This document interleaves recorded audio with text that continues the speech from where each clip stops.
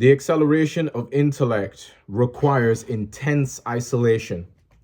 And it sounds quite Machiavellian when I read it out like that. And it is. And I am pretty Machiavellian. I think that's how you say it.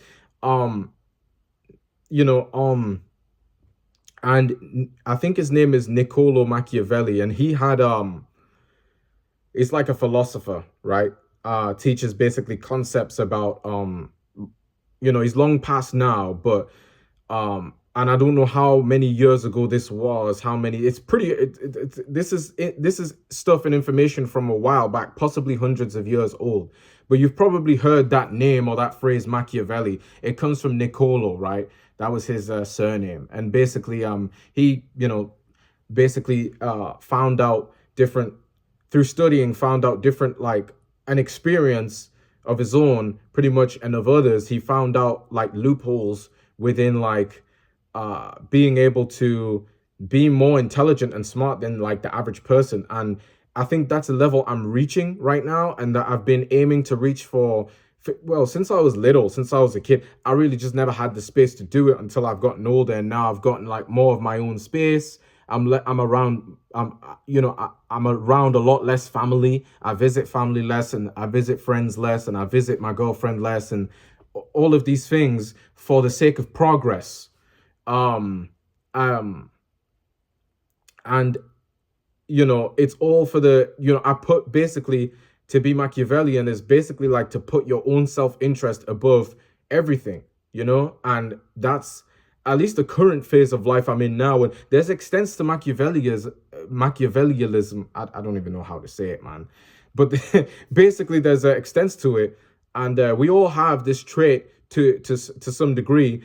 But I think when this trait grows, it starts to look different the more it grows. You know what I'm saying? And um, you can say I'm selfish, but I don't know. In a way, it's kind of selfless, because when I become more smart and more intelligent, I can then use that to disperse this information to the ones that I love, to the close ones, to my family, my friends, and even to the wider world, such as when I'm creating this content. This video is going to hit the internet, and it could be exposed to one person, tens of people, hundreds of thousands, to millions.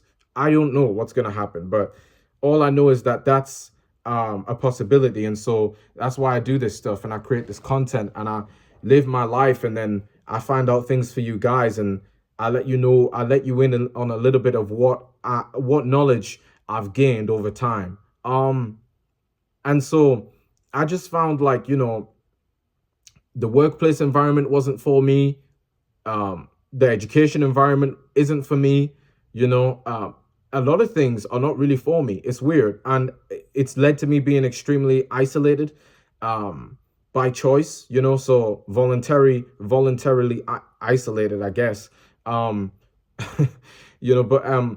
I mean, it's cool because I found peace, and I need peace in order to become more intelligent. And maybe that's not the same for everyone, but for me, my thought process, my learning capabilities, I need peace. These four white walls that are surrounding me, they bring me a lot of peace. They block out the noise and all of the exterior, and I'm forced to look at my interior and to develop my intellect. And when I develop my intellect, it leads to interest. I got intellectual property. This content is intellectual property that can lead to interest over time. I don't know when this stuff is going to take off. It could take off after a year. It could take off after half a decade, which is 5, or a decade, which is 10. But the point is, as long as I keep going and I get better at this stuff, expressing myself on camera, and eloquently delivering my thought process and my concepts of life, that I may attract more attention. I may attract more attention basically in a quicker amount of time than the average person. I mean, the average person, they can try YouTube. A lot of people set up channels on YouTube, and they set up accounts on Instagram, and they try to like build up social media traffic to their pages, right?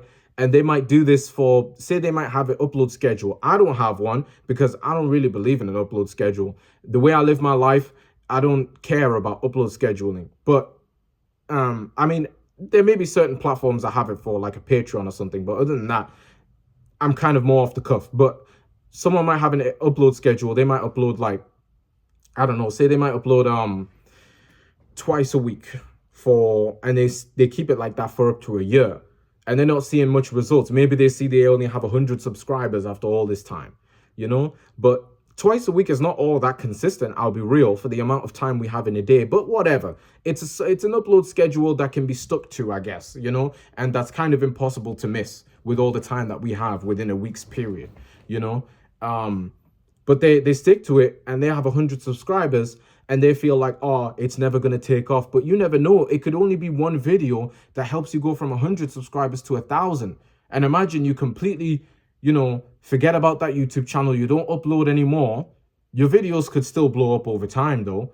Or even worse yet, you delete the content, meaning that if you ever came back to it, you'd have to start again from zero. And that's the beautiful thing about social media and YouTube.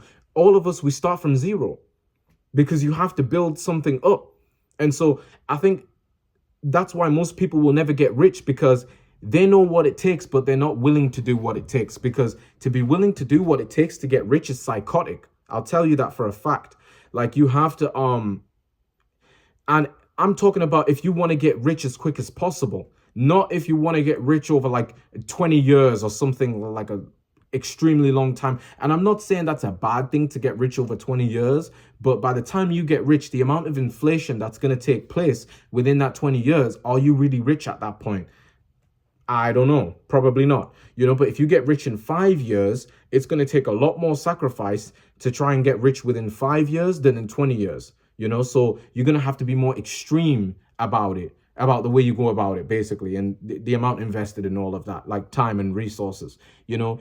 And for me, it's more so time, because I got a low cost production. I film on my iPhone, but I'm on here like every other day, like making multiple videos in a day sometimes, you know. And it's like, that's what it takes. And most people are just not willing to do that, man. They're not willing to look like a bum for a while. They're not willing to like stay in their house for a while. They're not willing to give up going out and getting drunk on the weekend with their friends from school that they don't really even like anymore. You know, like all these things, these socially acceptable things, people not willing to kind of give up because they feel as though it's necessary. But when you really look deep into things, it's not all that necessary. It's not a legal requirement. It's not a moral requirement. But hey, nonetheless, people do it because they feel like they're trapped in a certain lifestyle that they can't get out of. But realistically, it's just a mindset change, you know. It's just about how bad do you want it, you know what I'm saying? And what do you want out of this life? And I figured that out. And I know a lot of people haven't. And they can get mad at me for it. You know, I got people that don't like me that are very close to me. But, you know, they respect me at the end of the day. And that's more important to me. You know, and it's like, if you're doing something, you're invested into it, like, keep going. Don't be listening to what the naysayers say, because they're just talking. They're not going to achieve anything, you know? So it's like, have a little bit more self-interest.